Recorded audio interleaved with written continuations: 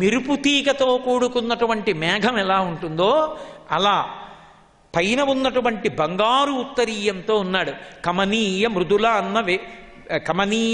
అన్న దండవేత్ర విషాణ వేణుచిహ్నములతో ఒప్పువాని గుంజావి నిర్మిత కుండలంబులవాని సికిపించి వేష్టిత శిరమువాని వనపుష్పమాలికా వ్రాతకంఠమువాని నిలకోమల చరణములవాని కరుణ కడలగొనిన కడగంటివాని గోపాల బాలు భంగి పరగువాని నను కన్న తండ్రిని నీకు మొక్కి చెప్పెద నీరజాక్ష అంటూ ఆయన దగ్గరికి వెళ్ళాడు. ఇంతకుముందు ఎలా కనపడ్డాడో అలాగే. కాకపోతే ఇప్పుడు బ్రహ్మగారి 8 కన్నులకు ఎలా గోచరమైందంటే మెరుపు తీగతో కూడుకున్న మేఘం ఎలా ఉంటుందో అలా ఉన్నాడు. మీద బంగారు రంగు ఉత్తరీయం వేసుకుని ఎడంచేతిలో కమనీయ మృదుల అన్న కబలవేత్ర విషాణ వేణుచిహ్నములతో వెలయువాని. ఎడంచేతిలో పెరుగుముద్ద అలాగే ఉంది, కుడి చేతిలో ఊరగాయ ముక్కలు అలాగే ఉన్నాయి, పెట్టుకున్నటువంటి వేణు అలాగే ఉంది, ఎడమ చంకలో పెట్టుకున్నటువంటి కొమ్ము బూర కర్ర అలాగే ఉన్నాయి, మెత్తటి పాదములు, అడవిలో దొరికినటువంటి పూలతీగ మెడలో దండగా వేసుకున్నటువంటి వాణ్ణి, కరుణ వర్షిస్తున్నటువంటి కన్నులున్న చిన్ని కృష్ణుడి దగ్గరికి వెళ్ళి ఆయన కాళ్ళ మీద పడిపోయి మహాత్మా, మీరు సత్వరజస్తమో గుణములను సృజించగలిగిన వాళ్ళు, ఈ సృష్టినంతటినీ చేసిన వారు, మీ నాభికమలంలోంచి పుట్టిన వాణ్ణి 100 సంవత్సరముల పాటు తామర తూడులో తిరిగినా కూడా మీ యొక్క దర్శనాన్ని పొందలేకపోయిన వాణ్ణి, మీ కడుపున పుట్టినవాణ్ణి, పుట్టుకతో రజోగుణంతో పుట్టినవాణ్ణి, అహంకారంతో మీ యొక్క వైభవాన్ని తెలుసుకోలేకపోయాను, పరబ్రహ్మమే మీ రూపంలో ఈ లోకంలో నడయాడుతోందని తెలుసుకోలేకపోయినటువంటి మూర్ఖుణ్ణి, లోకంలో ఎవరు మీ పట్ల భక్తి పెంచుకుంటారో అటువంటి వారికి మాత్రం నువ్వు సులభ సాధ్యుడు అవుతావు. అందుకే ఈనాడు పరబ్రహ్మమైనటువంటి నువ్వు ఇక్కడికొచ్చి ఈ పిల్లల దగ్గరికి వచ్చేటప్పటికీ ఇంత సులభడవై వీరికి వశవర్తివై వీళ్లతో కలిసి ఆడుకోగలుగుతున్నావు. కాబట్టి ఎందుకు వచ్చిన దిక్కుమాలిన బ్రహ్మ పదవి? ఆ బ్రహ్మ పదవిలో నన్ను కూర్చోపెట్టావు కాబట్టి లేనిపోని అహంకారం వచ్చి నువ్వెంతటి వాడివన్నాను. ఎలా బ్రహ్మపదంబు వేదములకు వీక్షింపగారాని నిన్నీ లోకంబున ఈ వనాంతరమునంది మందలో కృష్ణయం చాలాపాది సమస్త భావములు నీయందే నిక్షేపించు ఈ వ్రేలందో ఒక్కని పాదరేణువులపై వేష్టించిన చాలదే అన్నాడు. ఎందుకయా దిక్కుమాలిన బ్రహ్మ పదవి అహంకారానికి పనికొచ్చింది? మహాత్మా, చక్కగా నీతో పాటు తిరుగుతూ అసలు ఎన్నడూ కూడా పరబ్రహ్మాన్ని ఈ కన్నులతో చూడడానికి వీలు కానటువంటి వాడు ఈ గోపాల బాలులతో కలిసి తిరుగుతున్నాడు. ఎలా బ్రహ్మపదంబు వేదములకు వీక్షింపగారాని నిన్నీ లోకంబున ఈ వనాంతరమునంది మందలో కృష్ణయం చాలాపాది సమస్త భావములు నీయందే నిక్షేపించు. ఈ లోకంలో, ఈ అరణ్యంలో, ఈ ఆవుదూడల మధ్యలో నువ్వు ఉంటే నువ్వు కృష్ణుడవు పరబ్రహ్మమని తెలియక, కృష్ణుడు మా స్నేహితుడని కృష్ణ కృష్ణ కృష్ణ కృష్ణ కృష్ణ అని కష్టమైన సుఖమైన నిన్ను నమ్ముకుని నీకే చెప్పుకొని నీతో తిరుగుతున్నటువంటి ఈ గోపాల బాలులకు పట్టిన అదృష్టం నాకు పట్టలేదు. ఒక్క వరమీ చాలు, నాకు తీసేయి పదవి. నీతో కలిసి ఆడుకుంటున్న గోపాల బాలులలో ఒక్క బాలుడి యొక్క పాదముల కంటిన పరాగమును నా చేత్తో తీసుకుని నా 4 కిరీటముల మీద చల్లుకుంటాను, అనుగ్రహించు చాలు. వ్రేలందొక్కని పాదరేణువులపై వేష్టించిన చాలదే, ఆ పాదరేణువులు చల్లుకుంటే చాలదా? ఎందుకయా ఈ పదవి? అహంకారానికి పనికొచ్చింది. కృష్ణా, నన్ను క్షమించు, నీ పరబ్రహ్మతత్వాన్ని గుర్తించలేకపోయానని స్తోత్రం చేశాడు. చిన్ని కృష్ణుడు ఏమీ తెలియని వాళ్లే ఉన్నాడు. ఆయన అన్నాడు, బెంగ పెట్టుకోకోయ్, పెద్దవాడివి, నేను కన్న పిల్లవాడివి కదూ, నీ మాయకి పెనుమాయతో నేను తేగలను, కానీ నీకు తెలిసి రావాలని నా మాయ ప్రయోగించలేదు, మళ్ళీ కదంబాన్ని సృష్టించాను. కాబట్టి ఇకనైనా బుద్ధిగా మసులుకోవడం నేర్చుకో అన్నాడు. ఆయనకి పదే నమస్కరించి చతుర్ముఖ బ్రహ్మగారు వెళ్ళిపోయాడు. ఏమీ తెలియని వాళ్ళ కృష్ణ పరమాత్మ ఈ గోపాల బారులతో కలిసి చల్దులు కుడిచి ఇంటికి తిరిగి వెళ్ళిపోతున్నాడు. ఏడాది క్రితం కదా చచ్చిపోయింది కొండచిలవ. మరి కౌమార పౌగండలీల 5వ ఏట జరిగింది, 6వ ఏట చూస్తున్నారు వాళ్ళు. వాళ్ళకి తెలియదు 6వ ఏడు వచ్చేసింది అది. బ్రహ్మగారు దాచేశాడు. వాళ్ళు ఆ మోహంలో ఉన్నారు, వాళ్ళకి తెలియదు ఆ విషయం. అందుకని వాళ్ళు ఇంటికి వెళ్ళిపోతూ అన్నారు, ఇదేమిటి పొద్దున్న చచ్చిపోయిన కొండచిలవ సాయంకాలానికి ఎండి ఇంత వరడి కింద అయిపోయింది ఏమిటి అన్నారు. అది శోభరంగా ఎండిపోయింది. ఏడాది అయిపోయింది కదా. అని వాళ్ళన్నారు. అవునులే, కృష్ణుడు తలుచుకుంటే ఎందుకు ఎండిపోదు, పొద్దున చచ్చిపోయింది సాయంకాలానికి ఎండిపోయింది అన్నారు. అది వాళ్ళ భక్తి. అంతేకాని పొద్దున చచ్చిపోయింది రాత్రికి అలా ఎలా అయిందండి అని వెంటనే పరిశోధకుల్ని పిలిచి టీవీలో చర్చావేదిక పెట్టి ఇవన్నీ ఏం చేయలేదు. భక్తి కలిగిన బతుకులు అలా ఉంటాయి, చర్చించే బతుకులు అలా ఉంటాయి. కాబట్టి వీళ్ళందరూ వెళ్ళి పరమ సంతోషంతో ఇంటికి వెళ్ళారు. ఇంటికి వెళ్ళేటప్పటికీ గోపాల బాలురు గోపకాంతలు ఎదురొచ్చారు. వాళ్ళు ఎలుగెత్తి సంతోషంతో చెప్పారు, అమ్మా అమ్మా ఇవాళ పొద్దున్నే కొండ చిలవని కృష్ణుడు చంపేశాడమ్మా. ఓ ఆశ్చర్యం తెలుసా, పొద్దున్న చంపేస్తే సాయంకాలానికి ఎండిపోయింది. మేము దాని గుహల్లో ఇప్పుడు కూర్చుని ఆడుకోవచ్చు దాగుడు మూతలన్నారు. దీన్ని కౌమార పౌగండలీల అన్నారు. పాపములోకి తెలియక వెళ్ళిపోయిన వాణ్ణి, ఆపదలోకి వెళ్ళిపోయిన వాణ్ణి కూడా వాడు ఉన్నాడని ఏమీ తెలియకపోయినా నమ్మి బతికిన వాణ్ణి వాడు రక్షిస్తాడు. ఇది కృష్ణుని యొక్క రక్షణ సామర్థ్యమునకు, ఆయన భక్త పరతంత్రతకు, పరాకాష్ఠకి సంబంధించినటువంటి లీల. భక్తికి ఆయన ఎంత లొంగిపోతాడన్నది దామోదర లీలైతే, ఆయనకి భక్తికి వశుడై ఎంత రక్షిస్తాడన్న దానికి కౌమార పౌగండలీల. గత జన్మలలో చేసుకున్నటువంటి విశేషమైనటువంటి పుణ్యము యొక్క ఫలితముగా ఈ జన్మలో ఒక గురువుని, గ్రంథాన్ని ఆశ్రయించవలసినటువంటి అవసరం లేకుండా బాల్యంలోనే భక్తి కుదిరి భగవంతుడి వైపు నడవగలిగినటువంటి సమర్థత పొందడం అందరికీ అన్ని వేళలా సాధ్యమయ్యేటటువంటి విషయం కాదు. కానీ గురువుని, శాస్త్రాన్ని ఆధారం చేసుకుని జీవితాన్ని దిద్దుకునేటటువంటి ప్రయత్నం చేసినప్పుడు అది క్రమంగా ఉపాసన యందు స్థిరపడడానికి అవకాశాన్ని కల్పిస్తుంది. ఉపాసన అనేటటువంటి మాటని జాగ్రత్తగా అర్థం చేసుకోవలసి ఉంటుంది. ఉప అంటే సమీపము, ఆసన అంటే కూర్చొనుట, ఆసనము అంటే కూర్చోవడానికి ఉపయోగపడుతుంది. ఉపాసన అంటే సమీపమునందు కూర్చొనుట. దేనికి సమీపమునందు కూర్చొనుట? తత్పదార్థమునకు. తత్పదార్థమే పరమేశ్వరుడు. పరమేశ్వరునకు సమీపమునందు కూర్చుండుట. పరమేశ్వరునకు సమీపమునందు కూర్చుండుట అన్న మాట దేనివల్ల అన్వయం అవుతుంది అంటే, అసలు లోపలికి పుచ్చుకునేటటువంటి విషయాలు ఏ ఉంటాయో అవి ముందు శుద్ధమై ఉండాలి. అవి శుద్ధమై ఉంటే రజోగుణ తమోగుణ ప్రకోపం మనసుకి ఉండేటటువంటి అవకాశం తగ్గిపోతుంది. లోపలికి పుచ్చుకోవడము అన్న మాటని జాగ్రత్తగా అర్థం చేసుకున్నప్పుడు జ్ఞానేంద్రియముల ద్వారా విషయములను మనుష్యుడు లోపలికి పుచ్చుకుంటాడు మనసులోకి.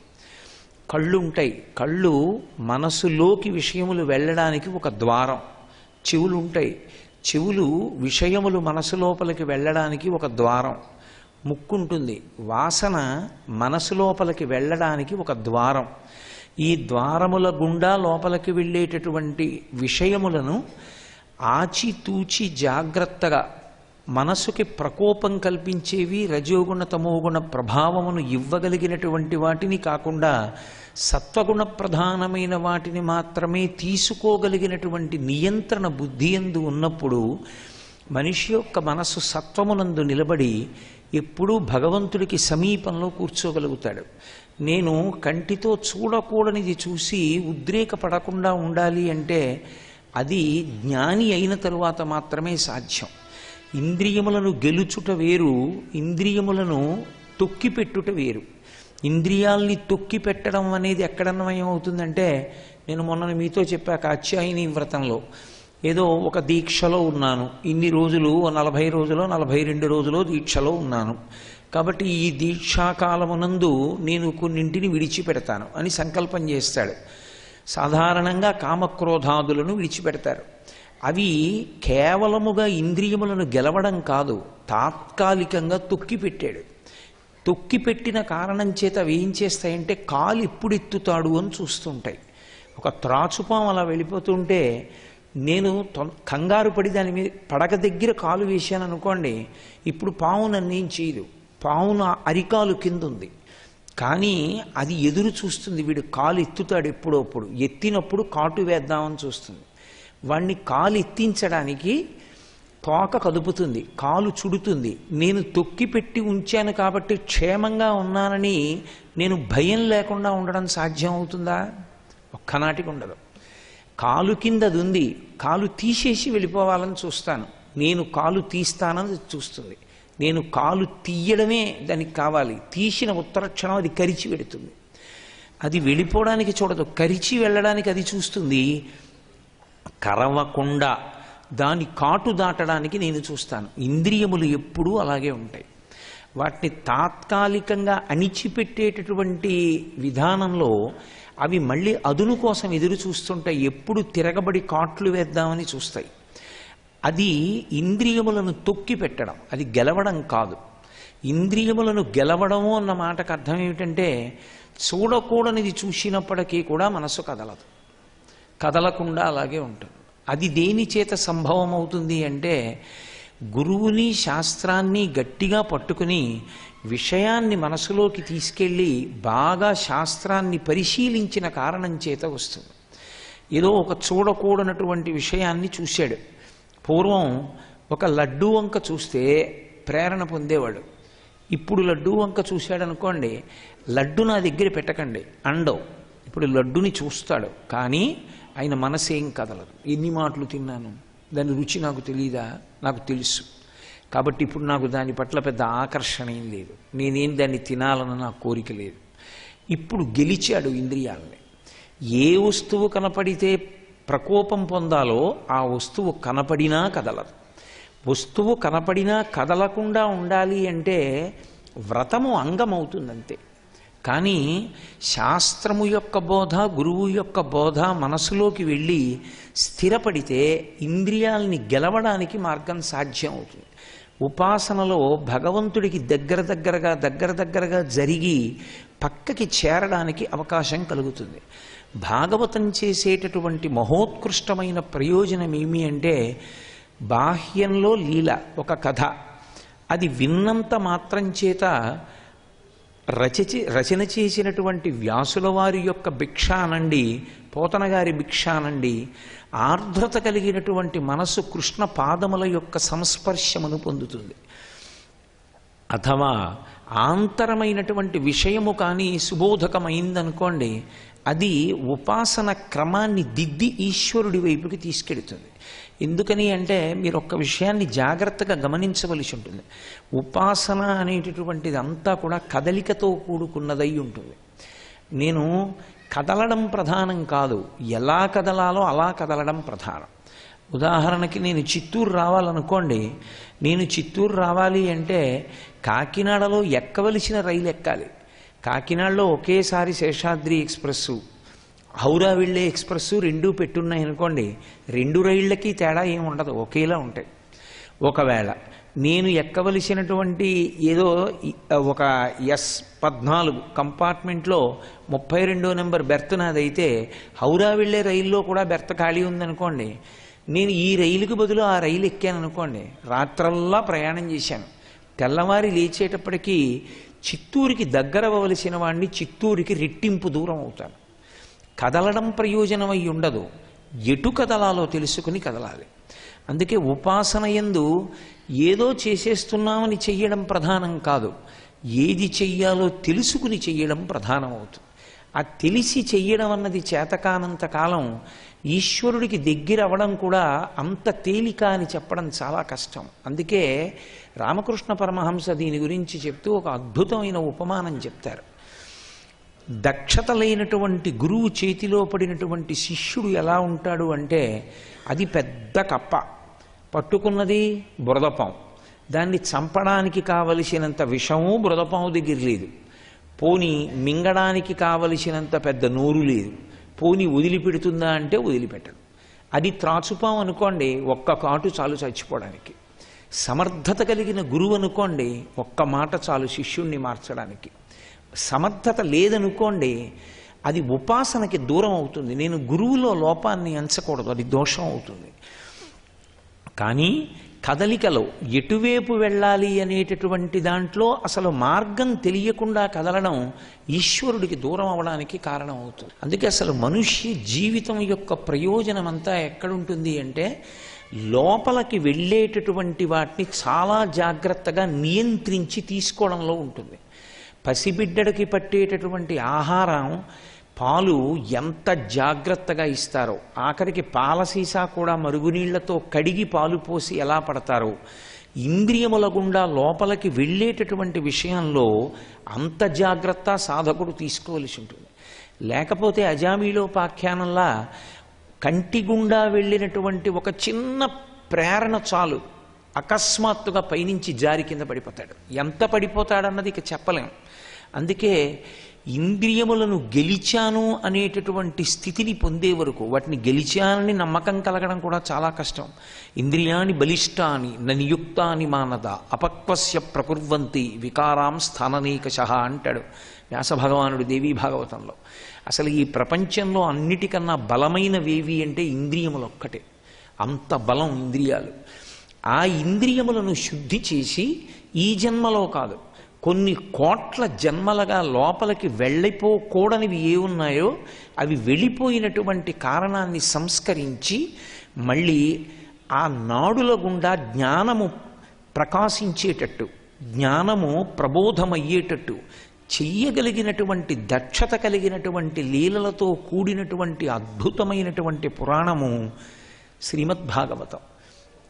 అందులో భగవానుడు కాళీయమర్దనము అని ఒక లీల చేశాడు. ఆ లీల మహోత్కృష్టమైనటువంటి లీల. దాన్ని 2 కాలముల యందు ప్రధానంగా వినాలి అని చెప్పారు. ఒకటి, కాళీయమర్దనాన్ని వింటే ఉదయం వేళ వినాలి, లేకపోతే ప్రదోషంలో వినాలి. దోషం అంటే చీకటి అని ఒక అర్థం. ప్రదోషము అంటే చీకటి పడడానికి ముందున్న కాలం, అంటే అసుర సంధ్య వేళ. ఆ కాలమునందు వినాలి అని. సరే, ఇంచుమించు ప్రదోషమే కనుక నేను ఇవాళ యోగ్యమైన కాలం కనుక, అందులో నడుస్తున్నది కార్తీక మాసం కనుక కాళీయమర్దన ఘట్టం చెప్పడానికి యోగ్యమైన కాలం. ఎందుకంటే ఏ పని చేసినా కూడా ఎప్పుడూ 2 ఎవడు తెలుసుకుని ఉంటాడో వాడే పండితుడు అని. దేశకాలానువృత్తిశ్చ నయశ్చ నయ పండిత అంటాడు సుగ్రీవుడి కిష్కింధకాండలో రామాయణంలో. దేశము కాలము ఈ రెండిటిని మరిచి ప్రవర్తించిన వాడు ఎప్పటికీ అభ్యుదయ పథంలో నడవలేడు. తానెక్కడున్నాడు, ఎందుకున్నాడు అని ఉన్న ప్రదేశాన్ని జ్ఞాపకం పెట్టుకోవాలి. ప్రదేశాన్ని జ్ఞాపకం పెట్టుకోవడం అంటే, ఇప్పుడు నేను ఈ కుర్చీలో కూర్చుంటే ఈ కుర్చీలో నేను కూర్చోడానికి ఉన్నటువంటి కారణాన్ని నేను 2 గంటలు దృష్టిలో పెట్టుకోవాలి. నేను కూర్చున్నాను, మీరు అలా కూర్చున్నారని నా ఇష్టం వచ్చినవి మాట్లాడడం నేను ఎప్పుడూ చేయకూడదు. శాస్త్రం ఒక్కటే మాట్లాడాలి. కాలము ఈశ్వర స్వరూపం. కాలమును చాలా జాగ్రత్తగా ఎవడు వినియోగించుకోడో, కాలమునందు ఎవడు ఉద్వేగం పడుతూ ఉంటాడో వాడు అభ్యున్నతిని పొందలేడు. ఏ కాలమునందు ఏది చెయ్యాలో అదే చెయ్యాలి. అందుకే కర్తవ్యముకృతం కార్యం సతాం మన్యుముదీరయేత్ అంటారు వాల్మీకి మహర్షి సుందరకాండలో. ఒక పని చెయ్యడం గొప్ప కాదు, చెయ్యవలసిన పనిని చెయ్యవలసిన కాలంలో చెయ్యడం గొప్ప. అలా చెయ్యలేనివాడు ఎప్పటికీ అభ్యున్నతిని పొందలేడు. దేశకాలములు కలిసి వచ్చినప్పుడు ఉపయోగించుకున్నవాడెవరో వాడే ఈశ్వర అనుగ్రహానికి పాత్రుడవుతాడు. కాళీయమర్దన లీల ప్రారంభం చేస్తూ పోతన గారు భాగవతంలో ఒక అద్భుతమైనటువంటి విశేషంతో ప్రారంభం చేస్తారు. యమునా నది యందు కాళింది అని ఒక తటము. నేను మీతో గోపికా వస్త్రాపహరణ ఘట్టమునందు దాని గురించి ప్రస్తావించి ఉన్నాను. యమునా నది జలములు నల్లగా ఉంటాయి. యమునా నదికి ఒక లక్షణం ఉంటుంది. యమునకి ముందుకు వెళ్ళడం తెలుసు, వెనక్కి రావడం తెలియదు. ఇక యమునకి వెనక్కి రాదు. గంగ అలా కాదు, ముందుకు వెళ్ళి వెనక్కి వస్తుంది. గంగ తిరుగుతుంది కాబట్టే గంగా స్నానం, గంగ పూజ, గంగానామం అంత ప్రశస్తమయ్యాయి. కాశీలో గంగ ఉత్తరాభిముఖం అవుతుంది, కాశీ వరకు దక్షిణానికి వస్తుంది. దక్షిణానికి వచ్చిన గంగ ఉత్తరానికి తిరుగుతుంది కాశీ పట్టణాల్లో. అందుకే హరిద్వార్లోనూ గంగ ఉంది, అలకనందా దగ్గర గంగ ఉంది, ఎన్నో చోట్ల గంగ ఉంది. కానీ కాశీ గంగ అంటారు. కాశీ గంగ అనడానికి కారణం, మనుష్యుడు కొన్ని కోట్ల కోట్ల కోట్ల కోట్ల జన్మలలో దక్షిణం వైపుకే ప్రయాణం చేస్తాడు. దక్షిణం వైపుకి అంటే ఈ శరీరములన్నీ కూడా ప్రతి క్షణం దక్షిణ దిక్కు వైపుకి కదులుతూ ఉంటాయి. కాలంలో దక్షిణం వైపు శ్మశానం ఉంటుంది. శరీరములన్నీ చిట్ట చివరికి ఎక్కడికి వెళ్ళిపోవాలి అంటే శ్మశానంలోకి వెళ్ళిపోవాలి. అందుకని దీన్ని భోగస్థానంగా గుర్తించి దీన్ని ఎంతో ప్రేమతో అల్లారముద్దుగా చూసుకునేటటువంటి శరీరం చిట్ట చివరికి అక్కడికి వెళ్ళిపోతుంది. శరీరము నేను అన్న భ్రాంతితో బతికినటువంటి జన్మలన్నీ శ్మశానంతో పూర్తయిపోతాయి. అందుకే దక్షిణ దిక్కుకి ప్రయాణం పునర్జన్మకి సంకేతం. దక్షిణ దిక్కుకు వెడుతున్నవాడు ఉత్తర దిక్కుకు తిరిగితే పునర్జన్మ రాహిత్యానికి సంకేతం. ఉత్తర దిక్కున పరమశివుడు ఉంటాడు. పరమశివుడు మృత్యుంజయుడు. అందుకే దక్షిణామూర్తి దక్షిణాన్ని చూస్తారు, శిష్యులు ఉత్తరాన్ని చూస్తారు. ఉత్తర దిక్కు ఉత్తమ దిక్కు ఉపాసన యందు.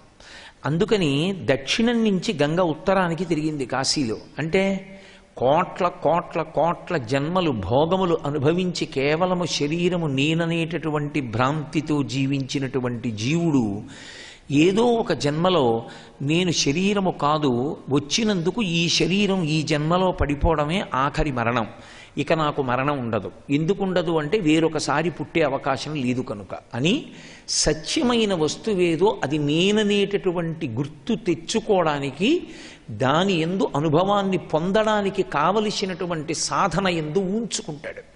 సత్యమైన వస్తువు ఆత్మ. ఆ ఆత్మ నేను అన్న భావన యందు బాగా ఊంచుకుని అనుభవంలో నిలబడతాడు. నోటితో చెప్పడం కాదు, అనుభవంలోకి రావాలి. అలా వస్తే అది అద్వైతానుభూతి. అటువంటి అద్వైతానుభూతి యందు నిలబడిన వాడెవరో వాడి శరీరం పడిపోవడం అది ఆఖరిసారి, ఇక వాడు మళ్ళీ రాడు. అదిగో అలా ప్రయత్నం చెయ్యడం ఉత్తర దిక్కుకి తిరగడం. కాశీలో గంగ దక్షిణానికి వచ్చి ఉత్తరానికి తిరిగింది కాబట్టి అక్కడి గంగ పరమ పవిత్రమని భావిస్తాం. అంతేకాని నిజానికి గంగ ఎక్కడ ఉన్నా పవిత్రమే. కానీ కాశీగంగా అనడానికి కారణం ఏమిటి అంటే కాశీలో ఉన్న గంగ ఉత్తరానికి తిరిగింది కాబట్టి. అలా యమునా నది దగ్గరికి వచ్చేటప్పటికి అది నల్లగా ఉంటుంది. నల్లని నీటితో ఉండి అది వెనక్కి తిరగకుండా ప్రవహిస్తుంది. అందుకే అది కాలమునకు సంకేతం.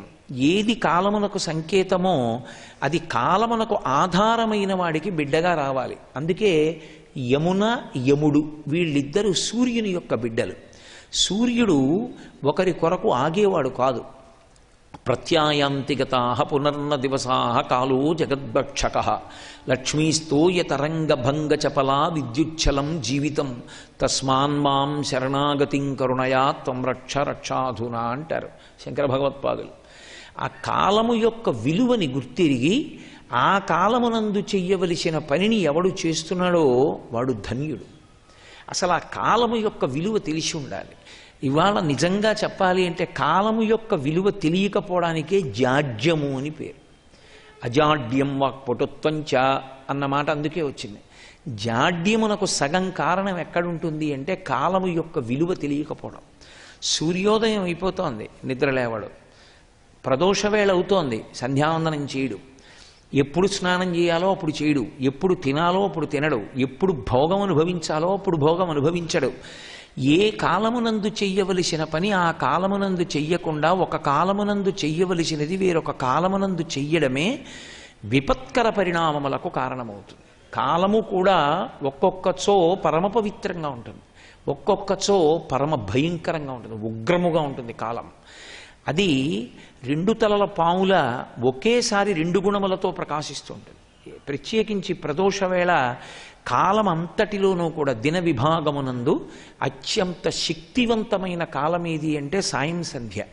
సాయం సంధ్యావేళ అంత శక్తివంతం. అందుకే సంప్రదాయజ్ఞులైన పెద్దలు ఒక మాట చెప్తారు, గాయత్రీ మంత్రం చేయకపోయినా కొంత మినహాయింపు ఉంటుంది, కానీ ప్రదోష వేళలో సంధ్యావందనం చేయకుండా ఉండకూడదు. యజ్ఞోపవీతం ఉండి సంధ్యావందనం చేసేటటువంటి అధికారం ఉన్నవాడు అసలు అది చెయ్యకుండా ఏ పని చేయడానికి వీల్లేదు. సర్వం శ్రీ ఉమామహేశ్వర పరబ్రహ్మార్పణమస్తు. స్వస్తి.